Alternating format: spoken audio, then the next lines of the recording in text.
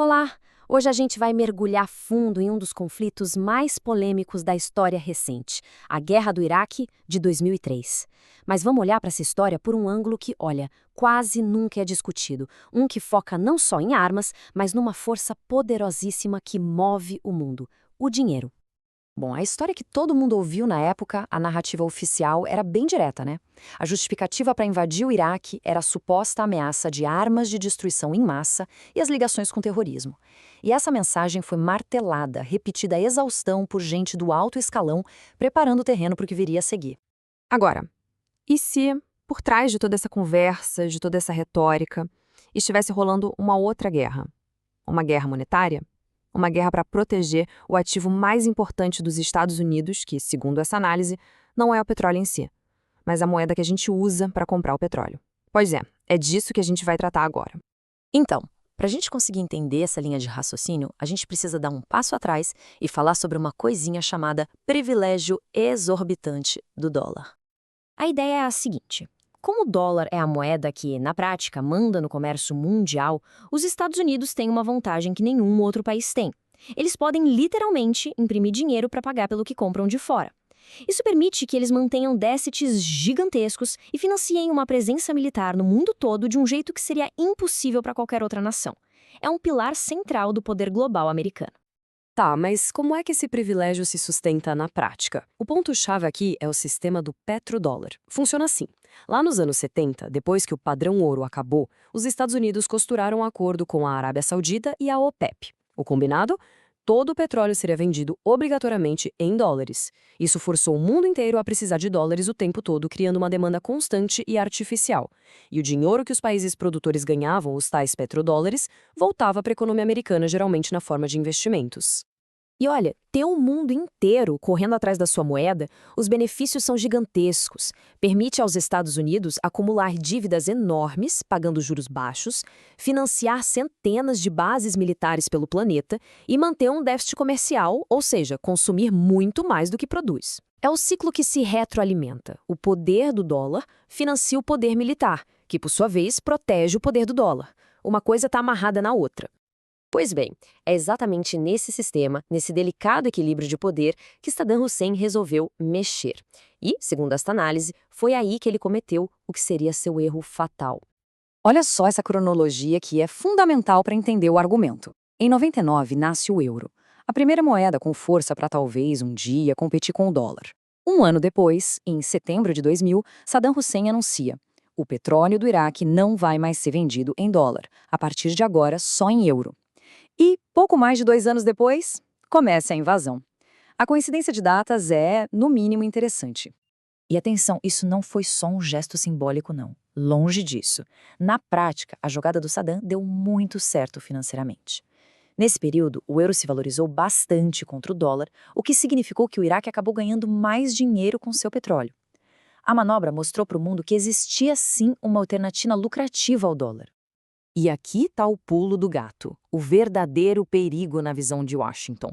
A questão não era o Iraque em si. O Iraque sozinho não quebraria o sistema. A questão era o exemplo.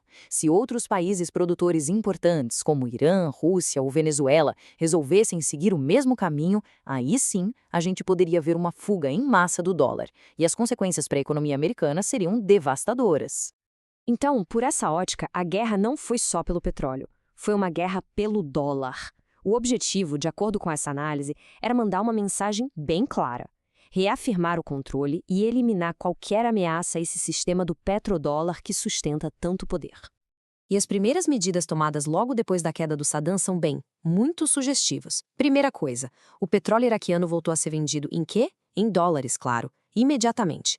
Segundo, aqueles contratos que o Saddam tinha fechado com empresas da França, da Rússia, da China, justamente os países que foram contra a guerra, foram todos cancelados. E os novos contratos foram parar nas mãos de empresas americanas, britânicas e australianas. Essa citação aqui da fonte da nossa análise, ela amarra tudo de forma muito clara. A supremacia do dólar não é só uma questão econômica. Ela financia diretamente a capacidade dos Estados Unidos de projetar seu poder militar pelo mundo. Ameaçar um é ameaçar o outro.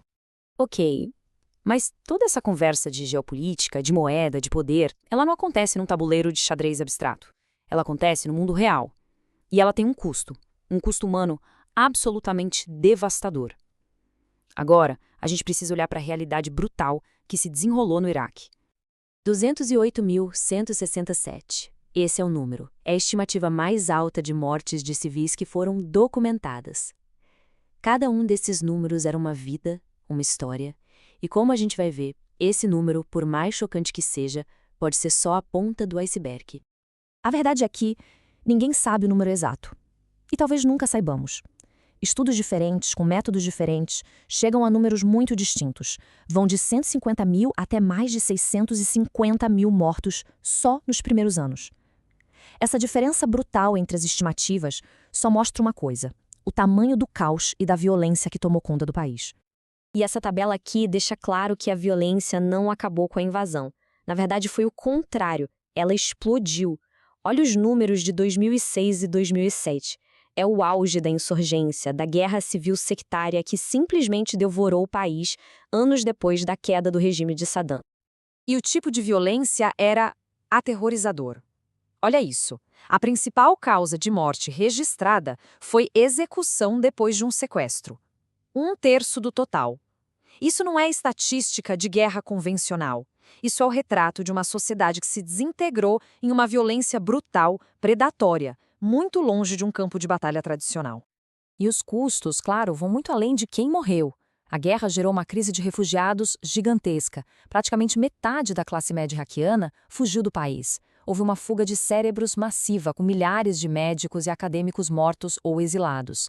E do outro lado, para os soldados americanos, as cicatrizes também são profundas. Centenas de milhares com lesões cerebrais e 1/3 dos que voltaram com diagnósticos de transtornos mentais. São os custos invisíveis de uma guerra, cujos ecos a gente ouve até hoje. No fim das contas, depois de olhar para essa estratégia monetária de um lado e para o imenso custo humano do outro, a gente fica com uma pergunta bem desconfortável. Qual é o preço que se paga pela supremacia econômica? É uma pergunta que não tem resposta fácil, claro, mas que talvez precise ser feita.